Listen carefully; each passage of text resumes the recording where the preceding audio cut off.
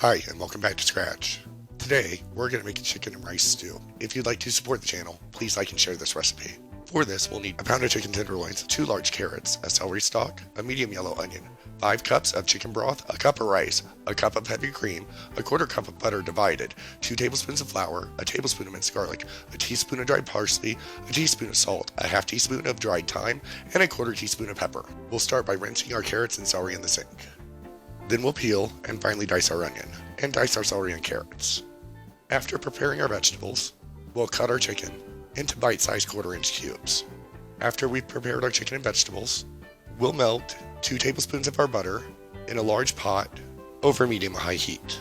Once melted, we'll add our chicken and cook, stirring occasionally, until the chicken is cooked through, about 12 minutes.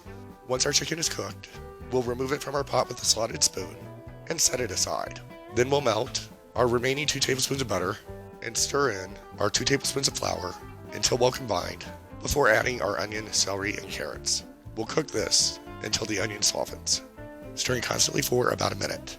Once the onion has softened, we'll add in our tablespoon of garlic, teaspoon of parsley, and a half teaspoon of thyme, and cook it until fragrant, about 30 more seconds, before adding in our 5 cups of chicken broth, cup of rice, teaspoon of salt, and quarter teaspoon of pepper. We'll bring this mixture to a boil before reducing heat to medium-low, covering it, and allowing it to cook while stirring occasionally until the vegetables and rice are tender, about 30 minutes. After 30 minutes, we'll uncover our stew and add our cup of heavy cream and return our chicken to the pot. It's at this point you can shred your chicken if you prefer smaller pieces. I usually shred my chicken by squeezing it between my hands.